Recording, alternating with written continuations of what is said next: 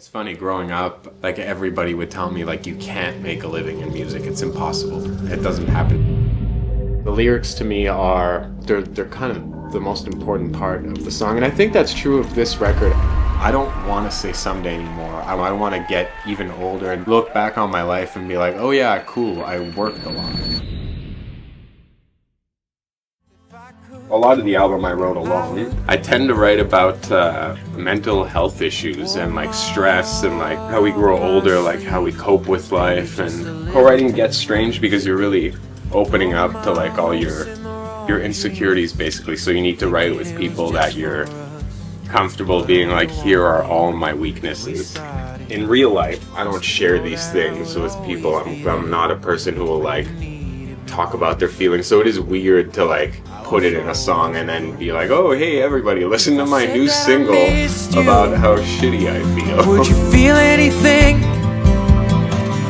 And if I begged for mercy, would anything change? I think I started writing this album, forever ago, while I was doing the first record. To be honest, the second album's done now. I'm already 3 or 4 songs into the third album. It never stops, you know, the creativity, the like, just wanting to write music. So you're always kind of writing. I have a lot of friends in Nashville, so I even did a trip in Nashville to go write some of the tunes. And actually one of my favorite ones, Losing Sleep, I wrote in Nashville. I think about God sometimes. I think about heaven and hell. I think about Losing Sleep is really another one of my favorite tunes, and it kind of came about in a weird way. I was on a trip to Nashville to do some writing with some friends, and then when we finished eating, we kind of picked up guitars, just started talking, and before we knew it, we were writing a song. And really the song is just about like losing sleep, essentially, is like the stresses of life, all the pressure we put on ourselves. We got bills to pay. At the time, my son wasn't born yet. Like I was trying to figure out, like, we gotta save up for that, get everything together. And it's just essentially, we can't live life like that, you know? You really gotta go day by day, and you'll figure it out. It'll be all right. Don't lose sleep over it. Yeah, there was a banjo in this song? That's news to me. So as we're going through this session, I just realized at some point there was a banjo in this song. Why don't we find out together what it did? Let's put in that banjo that never made the cut.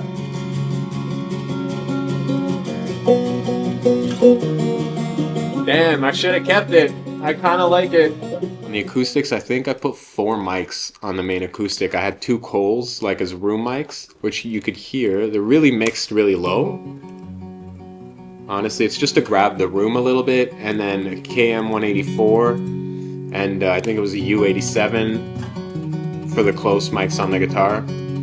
So you get this kind of big sound, you know? My father, will my mother be okay? Guess I'll never know. Maybe I should let go, 'cause I can't keep on losing sleep.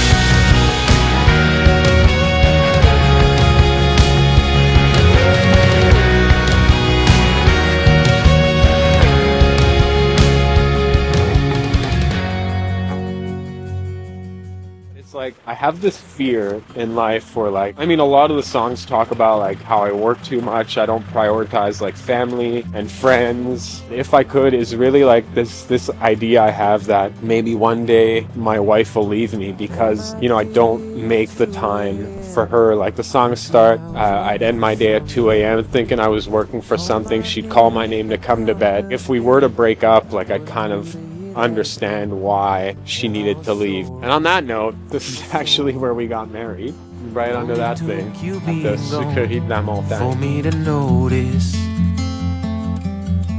what I really miss. If I said like, it was that kind of I a country need version. you, It went like picture like a boop boop boop. Anyways, and I sent it to a friend of mine, Luke, and he was like, yeah, I'm not sure about that. I was like, okay, what if I pick it and I had... Like, no, that doesn't work either. And finally I came up with the riff I kept was the, which I was like, oh dude, okay, that I like. And then from there it rolled really quickly. no, I don't blame you for running away, 'cause I would run from myself if I could. I would.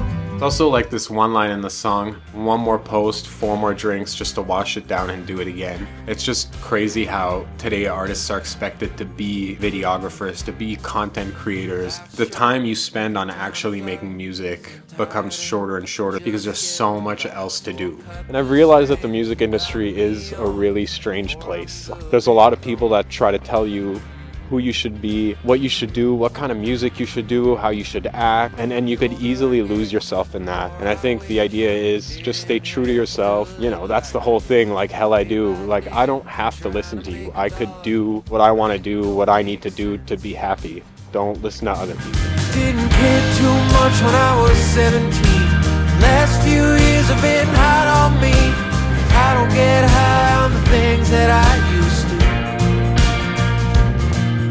I gotta say, one of my favorite parts in the song is like that low tune guitar. I think I dropped down the E string down to a C. And it talks about that same kind of idea where it's like, don't sell your soul for anybody else. All you've got is your morals, your principles, and stick to your principles, because it's wild how in life people try to turn you into something that you're not, you know? And they make you feel like it's okay. I mean, the last line of the song, you know, go dragging my name through the dirt, 'cause it's all I got. Like, your name, your reputation is all you have. Just don't ruin it or give it away for anybody. Like hell I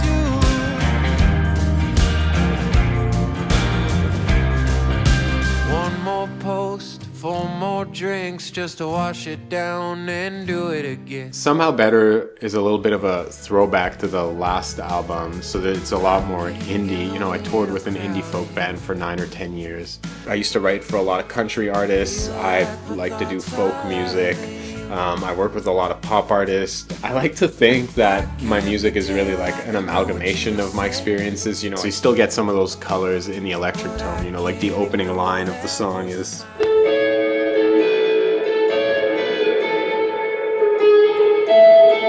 just stuff like that, like super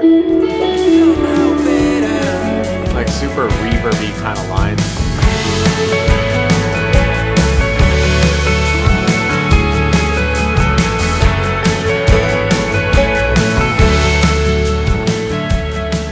And I think lyrically, it's kind of a cry for help. Like, tell me it gets better, somehow better, and the chorus just keeps repeating, somehow better, somehow better.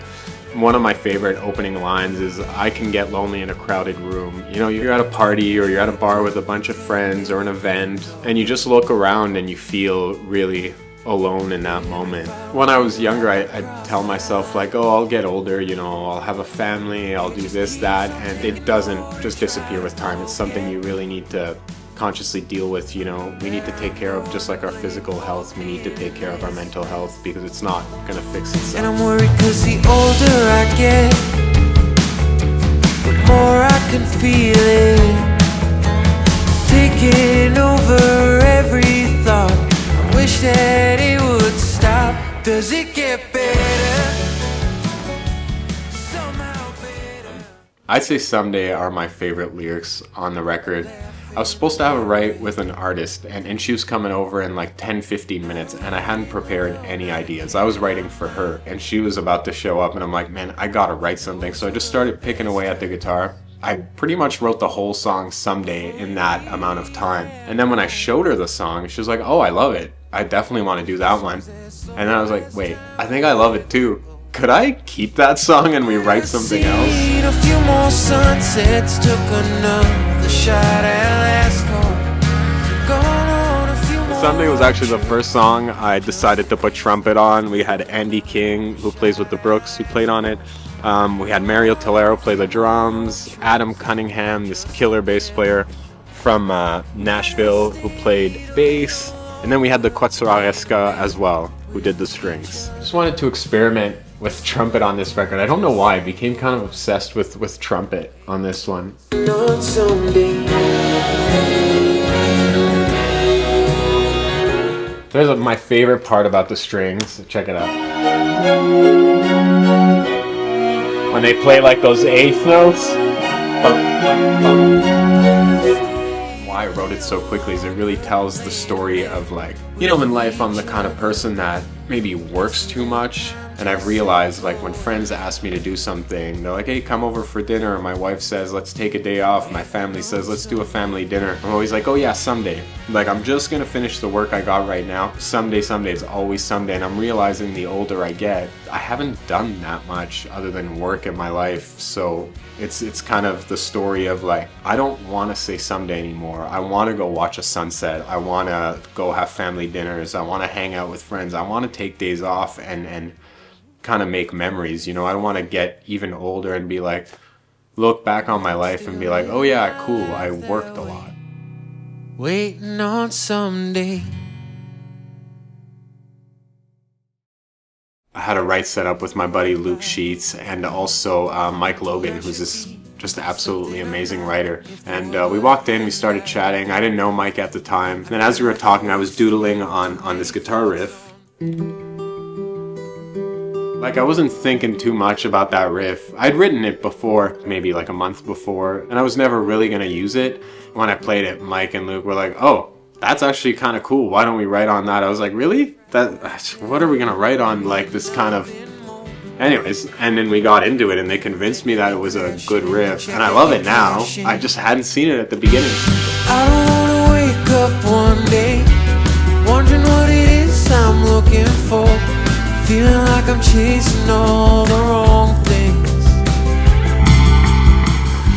So yeah, the whole idea behind kind of hook of the song, Running Out of Runway, you know, it's the idea that you're a plane, you're on a runway, and you're running out of time to take off and kind of change your life. But the reality is, even if you want to take off, you want to change, like one of the lines in the song says, I can't afford to, and I can't afford not to. So it's just the reality that, like, sometimes we have circumstances where as much as we want to change, it's just not possible in that moment. I did start this song right away with the vocals. I'm told I should be. I had tried a bunch of different intros, like playing the guitar riff, do I do half of it, like, but it just ended up feeling so right, because the lyrics to me are, they're kind of the most important part of the song. And I think that's true of this record. I spent a lot more time, like, focusing on lyrics, even in the mix, like having the vocals more up front, making sure that we listen to the lyrics. I don't wanna wake up one day wondering what it is I'm looking for, feeling like I'm chasing all the wrong things. Don't get me wrong, he meant no harm, he only wanted to. The whole idea behind He Ain't Alright, just like the production is super simple, the lyrics are really simple, and it was a quick write. Didn't take long to get through, because it's really like me writing my story, so it almost feels like you're not writing lyrics, you're just like writing in your journal. So yeah, just my story from when I was young and maybe doing things I shouldn't have done. Definitely like another one of the really country ones. You get all these slides in it too from the resonator. So I really wanted to keep it simple like the lyrics. So the drums are just like really straightforward. I think Mario ended up putting a cymbal on top of his snare, and that's how you get that sound. There's barely any kick in the song. And then the acoustic, it's really just strumming the whole way through. There's no fancy picking, there's no fancy anything. And this song really, again, was one of those songs that was done in a day or two. I guess 2 days with the mix.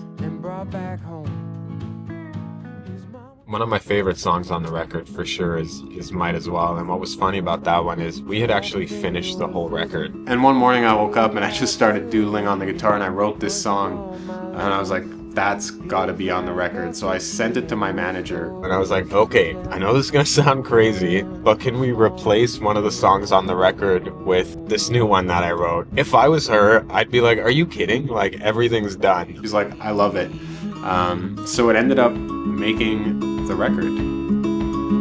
I'm always damned if I do, so I won't do a thing. Done wearing my heart on my sleeve. You know, the first line of the song, life ain't worth living the way I've been living it. It's just that realization that I need to make changes in life.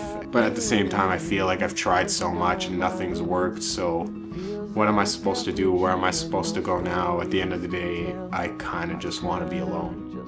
It's really a song about like reaching your limit, reaching your boundaries. You've pushed as far as you can, and you need to stop for a moment and take care of yourself and be alone. I think there's just one thing, like very short, about the album. The whole idea that we need to look out for our mental health in a world where social media is so prevalent and community ties, I feel, are lost more and more. Might as well